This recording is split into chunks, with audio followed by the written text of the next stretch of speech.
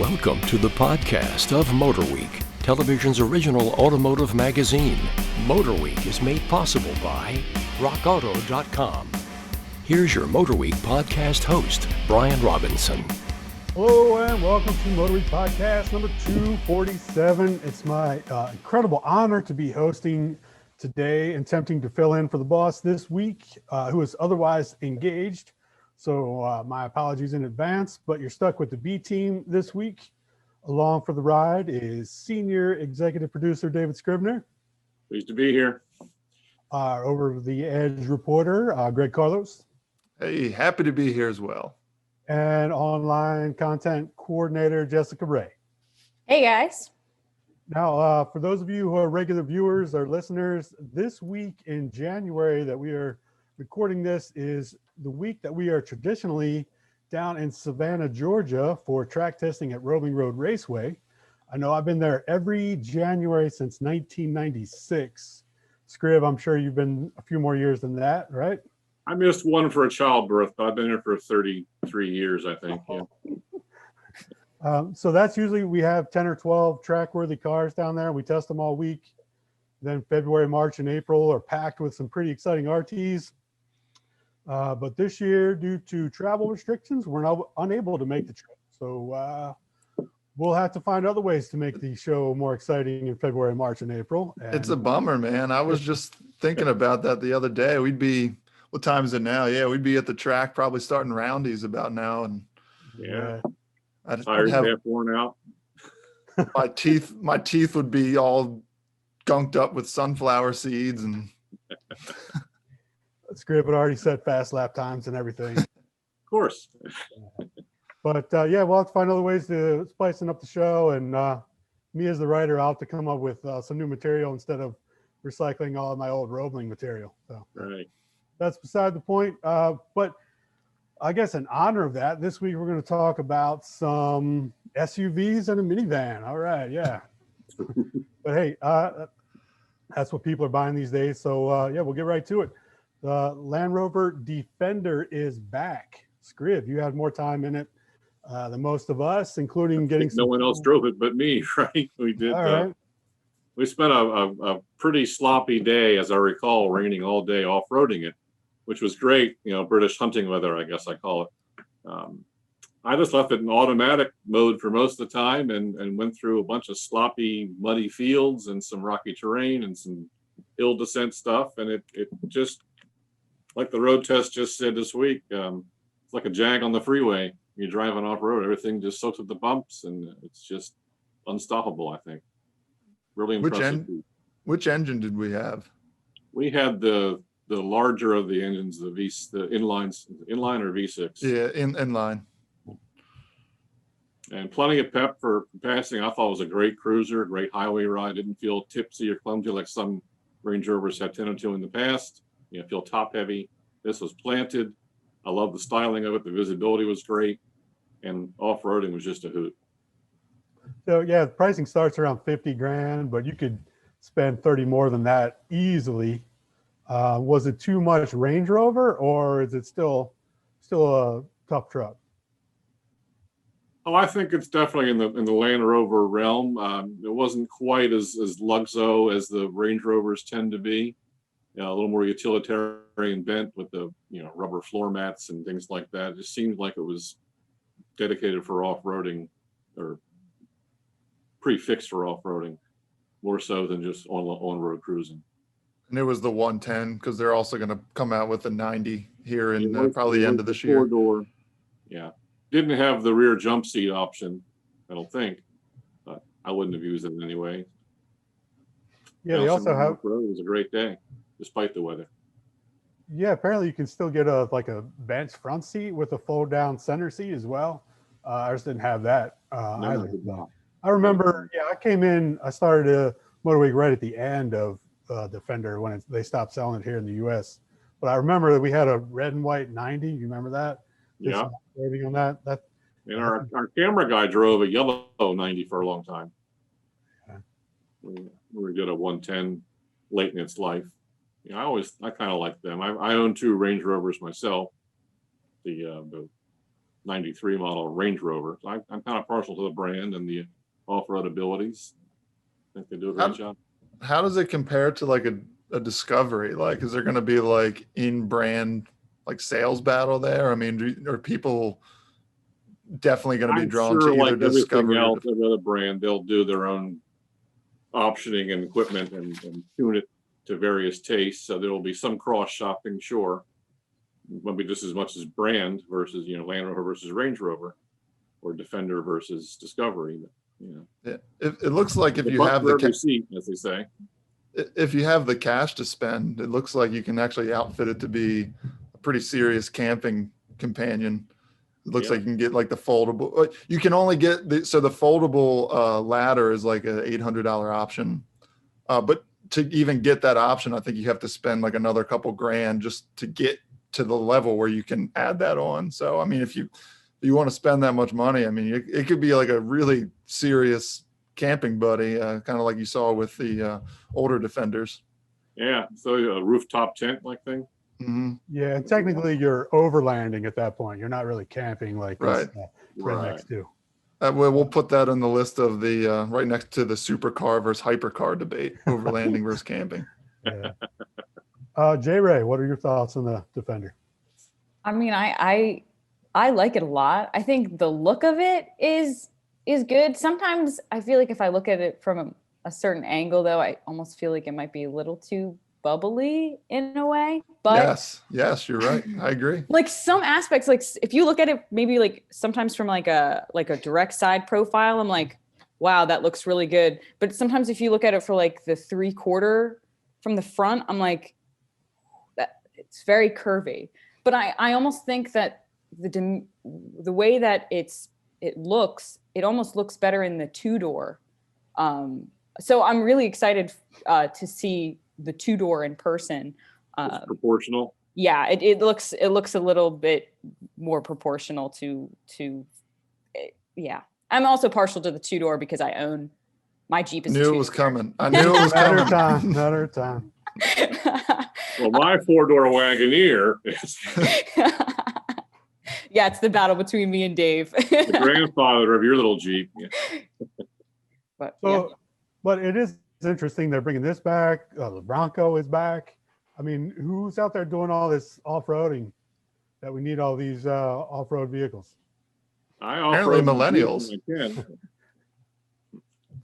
Well, Ford's building off-road parks, more off-road parks for people to go to. So as long as there are venues for people, I think, to do it, because unless you know somebody like how we know Dave and we have a place to go off-road there at his brother's farm, it's hard to be able to find a place unless you live near somewhere that's public where you could go. Or make it a destination for a road trip. And people are doing more road trips these days. They don't want to fly. I like to do one myself sometime. Do an off-roading road trip.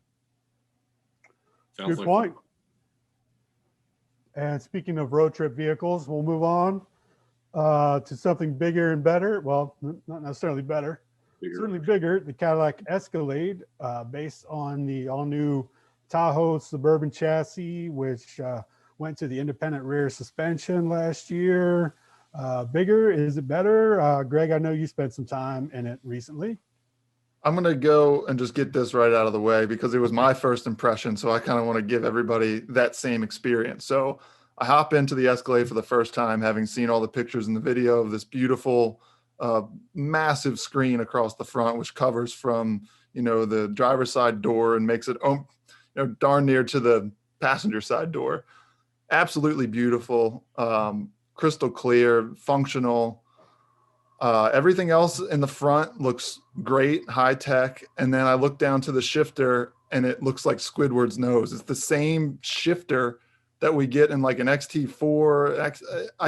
I just don't understand how you put so much effort into just about everything from a style standpoint. And then you just leave the shifter that's in every other Cadillac. I mean, this is the crown jewel of Cadillac. So can you give me something a little bit better?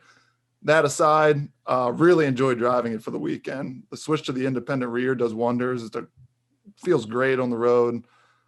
It's just a massive vehicle, and we've been driving a lot of compact and subcompact crossovers. It's nice to get into something that has some size to it. So Yeah, I appreciate the leg room and the heft of it and all. I Yep. drove the other one we had, the two-wheel drive $109,000 one.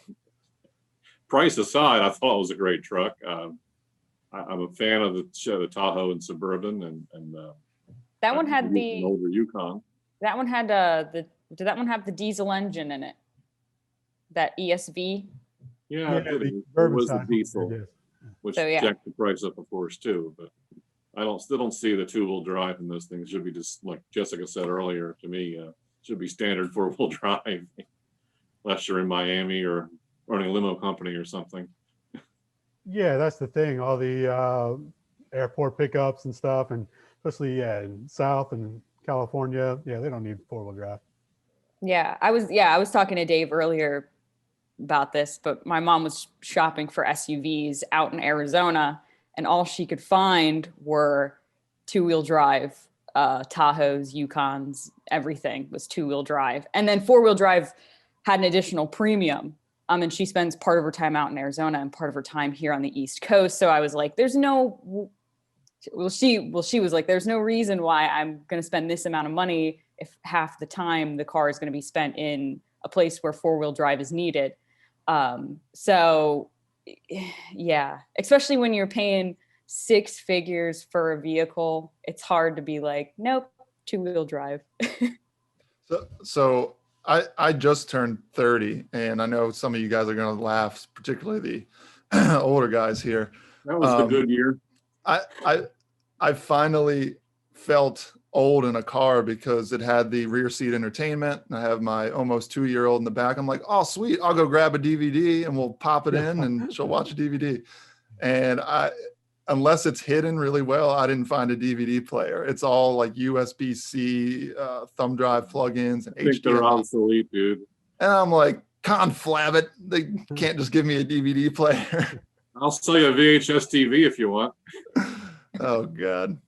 Well, that, I think one of the most impressive things about all of the full-size GM SUVs is just how much room interior-wise they managed to squeeze out. I know that it is all of them are slightly longer.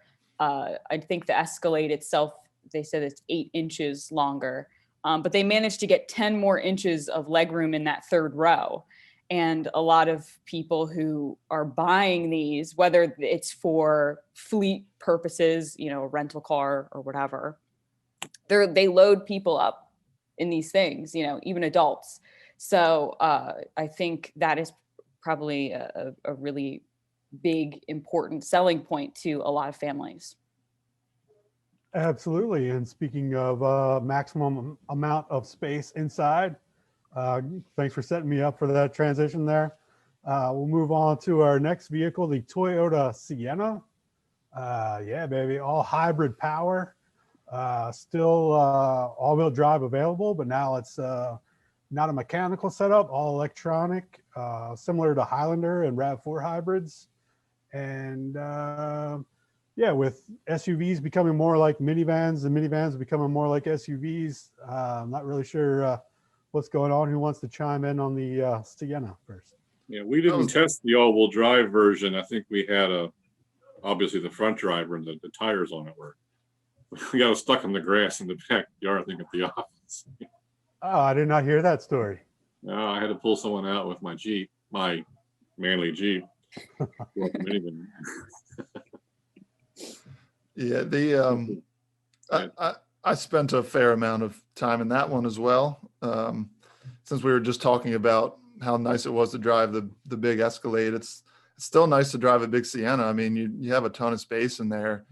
It's just easier to access. I mean, if you can put up with the lame, I'm using air quotes, minivan aura, there's a lot of useful space in there. You don't have to like throw your groceries up into the back. The Sienna never offered seats that folded into the floor. I don't believe they did. That's correct. That was a strictly Chrysler thing. but you could remove them. I don't even think you can remove them anymore, or at least not the captains that we had in. Maybe the bench you can. I'm not sure. I didn't play with them too much, but either way, I mean, let's say you could remove them. It's a pain. So Chrysler kind of had that figured out, but now they're even moving to, they've got the plug-in hybrid, which now you lose that capability of putting those seats in the floor, which, you know, the Sienna doesn't have. So, you know, back to that whole thing. But still a really nice vehicle to drive around. It is a hybrid, but I would say most people, and especially Toyota buyers, probably won't even care or even notice. Yeah, I mean, they did. I was sort of in some of we have virtual information sessions nowadays when automakers want to talk to us about a vehicle launch. And I mean, Toyota did a lot of surveying when it came to moving to this all hybrid powertrain. And they said it wasn't a hard leap for people to make or to even, you know, once they sort of got over it and they saw the vehicle for what it was, a lot of the maybe negative aspects that some people think of when it comes to hybrids sort of goes to the back of your mind, and then you see that the vehicle for what it is. I mean, I drove it, and it's not exactly thrilling, but it's a minivan, but it's certainly peppy enough. We've always enjoyed Toyota's hybrid powertrains. So 36 miles per gallon, that's a pretty big deal, especially because I know that when I went to the gas pump yesterday, and prices will slowly eke back up to a point where, you know, you're going to want the most fuel efficient vehicle. We'll see $3 a gallon gas again. It's going to happen. It's inevitable. So, and, you know, like Greg said, you know, minivans get some hate a little bit, and a lot of people look toward those SUVs, but you can't deny the utility of a minivan, especially if I own 5 SUVs, and I never owned a minivan in my life, but I certainly do appreciate the cargo capacity, loading, unloading kids even into the seats. It's just the access door is so much bigger on the sides, and you can't beat the cargo space. Yeah, not only is the access bigger, you don't have to worry about kids banging into other cars with the slider. That's always been a cool thing about minivans. Yeah. But you do get no respect on the road. I will say that. People, like, you can see people, they're waiting to pull out, and then they see a minivan, and they're like, oh, I can pull out right in front of this guy. Yeah. And it happens all the time. It really does. Well, you know, they're trying to make them more attractive, to be fair. And one thing I'm looking forward to is seeing the new Kia Sedona, as long as they keep that name. There's been rumors they're not going to keep that name, but we'll use that for all intents and purposes. But the new generation of Sedona looks to be more like an SUV, but still has the functionality of a minivan. Yeah.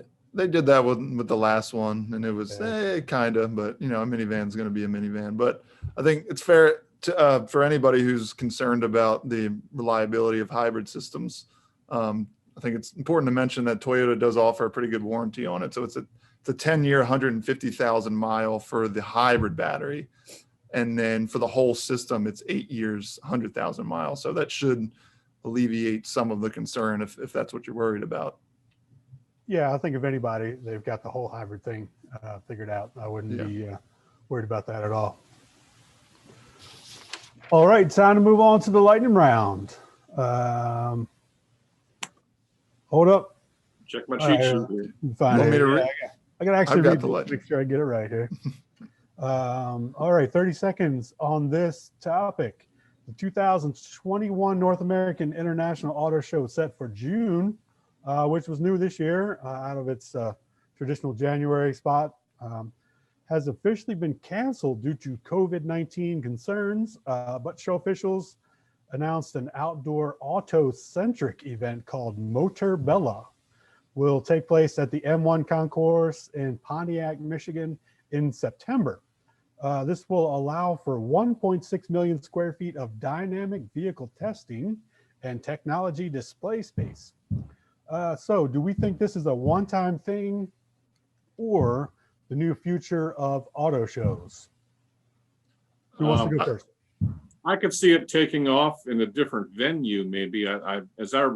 My research indicates that this is basically a test track or a club track for members only. I don't think they have the people space or the display space to put static car displays. It's great to give people rides, but you're going to give how many rides you're going to give in a couple of days of a auto show run.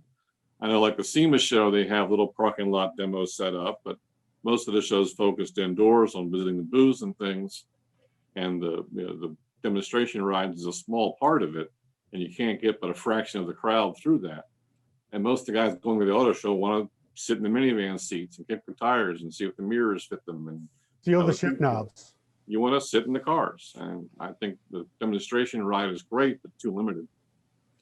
Yeah, I've actually been to the M1 concourse, and it is a big area, but once you start putting cars in there and booths, it goes away quickly. It shrinks. Yeah. Yeah. So for the major auto shows like in LA and overseas in Frankfurt, like you just don't have the space to do this kind of stuff. You won't be able to do these long. The tours, they do have the space. So like if they can cut down the amount of vehicles that are there, they can take advantage of actually being able to go on the track, which is a pretty sweet track. It's fairly new.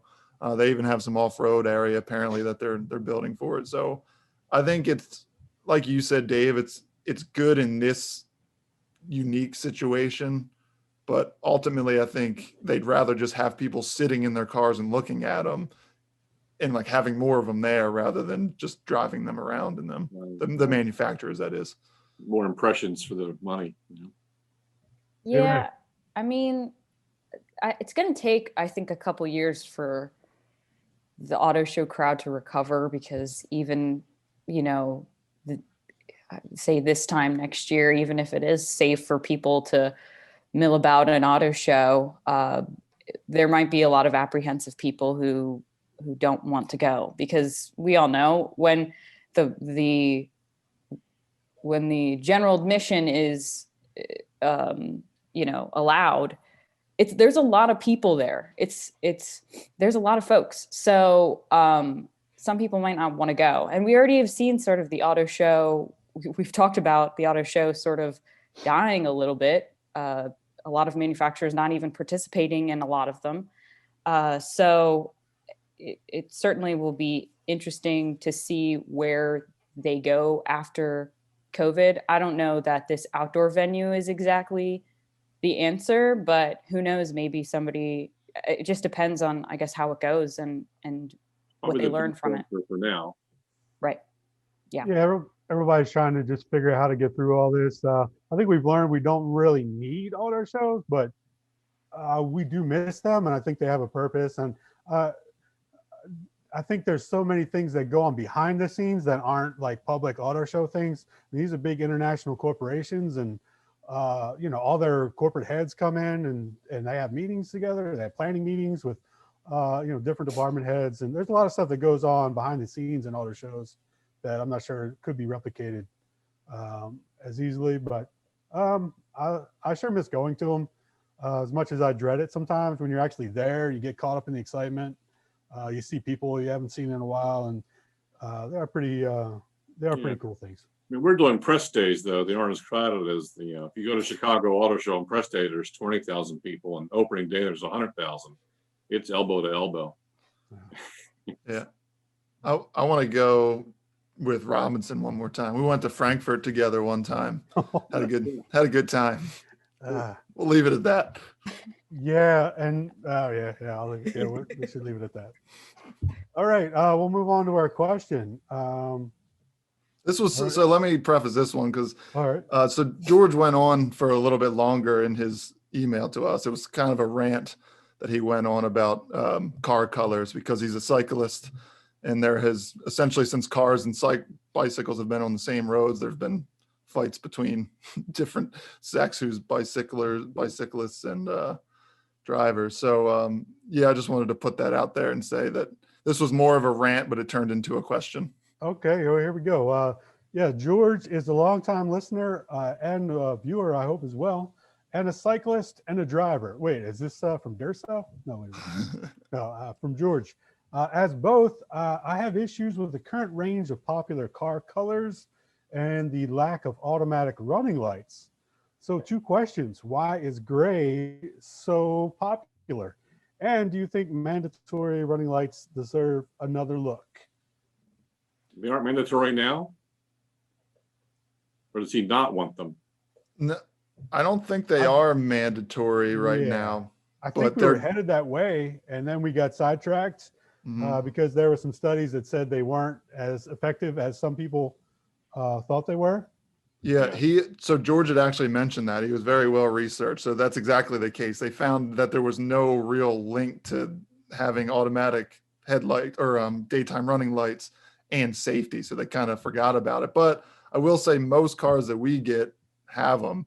The They're real certainly issue, ubiquitous. I mean, everybody has them. the real issue is and this is kind of getting sidetracked, is if you have them turned off, if you turn the headlights off, you're used to turning your lights off in a car that doesn't have automatic headlights. You can turn them completely off, then your daytime runners are gone, and you might be driving in a time where you should have lights on and you don't. So that's another argument for another day. As No, far as car colors, that's the biggest issue is, I mean, you see it every time I'm on the Baltimore Beltway at night, you see cars driving with no lights on because they're daytime runners. They can see fine, but there's no taillights on and no one else can see them. So yeah, I think that's part of the problem, but which they could certainly address.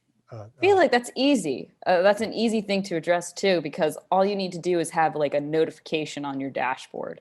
How many other things you get notified from? You know, it's like, It's dark and your lights are off, moron. yeah. Yeah, but notifications are easy to ignore. I mean, I'm sure there are notifications in a lot of cars. I like what Dave said. Just have if they have a rear seat reminder in like GM products that dings, it should have a voice come on and say, "Hey, idiot, turn on your headlights." If I had to choose the two, I would much prefer that than the rear seat reminder, which gets annoying, Yeah, it's after annoying. a while. But What let's is get George's beef with the car colors? Is the, Yeah. the bicyclists can't see the gray car? too many grays, and I think he's not wrong. I don't know if we have any data to back that up, but a lot of the cars we get are of the gray scale, and I don't know why. I can tell you think that the manufacturers pick our cars for photography. yeah. Well, I mean, the four most popular colors. I did a little bit of research. we, Four most popular colors are white, black, gray, and silver. So Yeah. all neutral Well, colors. white and black are always popular, right? I would have to Yes. imagine. I mean, especially in hot places, white is. I mean, Florida, Arizona, they sell white cars like nobody's business there. Here, I mean, people don't really. I mean, people still buy white cars, but they just show dirt, and so that's why gray is very popular, because it doesn't show dirt, and people buy these popular vehicle colors because they're usually what the manufacturer or what an automaker has on the lot, on a dealer lot, because they know they're going to sell them because of the popular colors.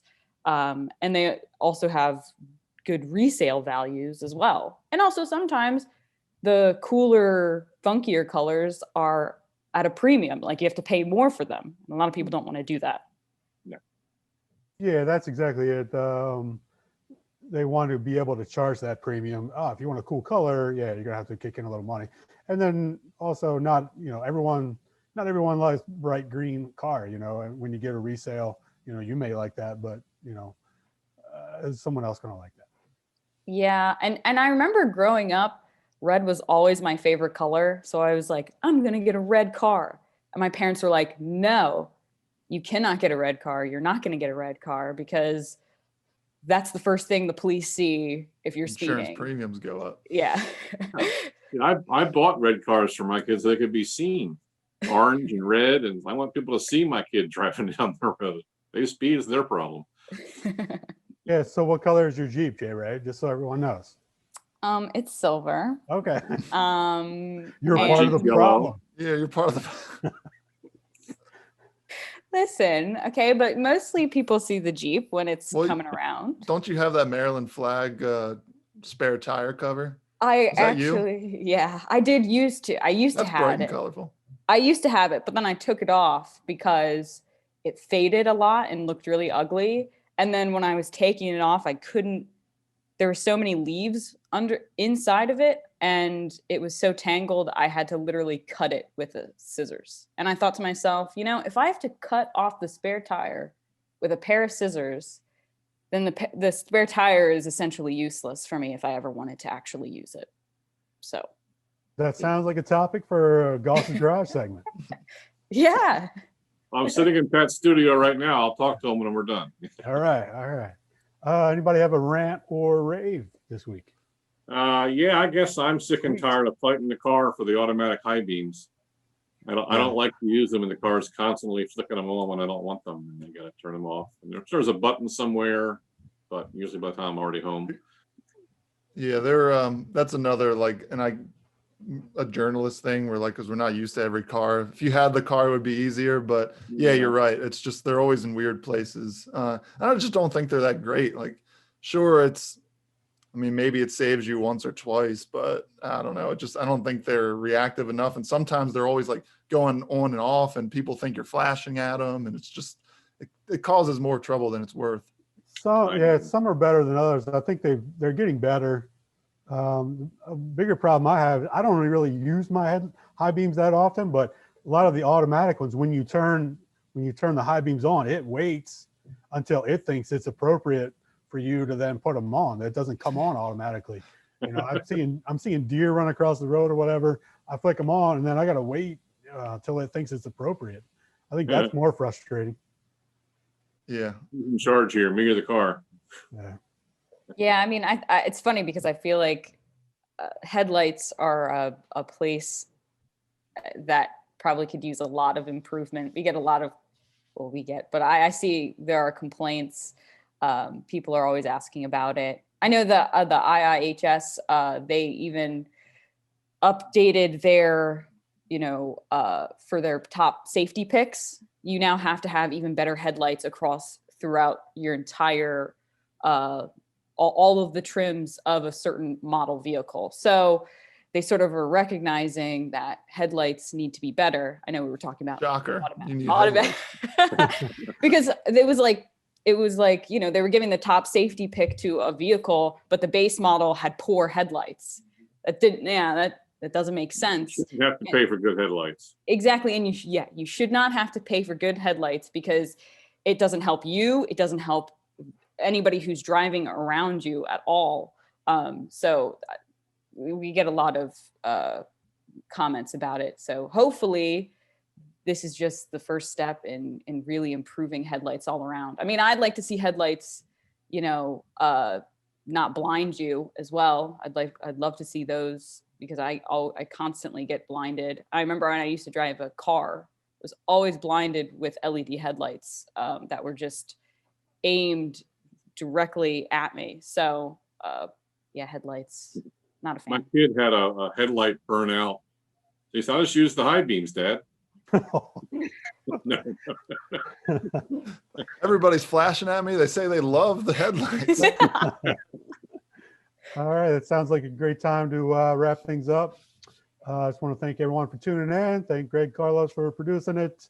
Bob Mixter for thinking up, trying to talk us into doing this podcast for whatever reason.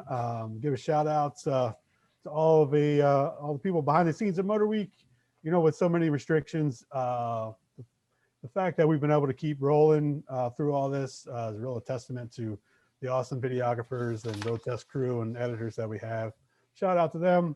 Appreciate y'all for tuning in, for listening. Be sure to catch the show all the usual places and everything on the internet.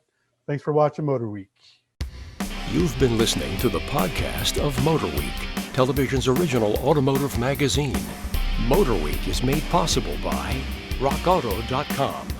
For additional information on podcasts, videos, and showtimes, visit our website at motorweek.org. And watch MotorWeek, television's longest-running automotive magazine series each week on your local PBS station.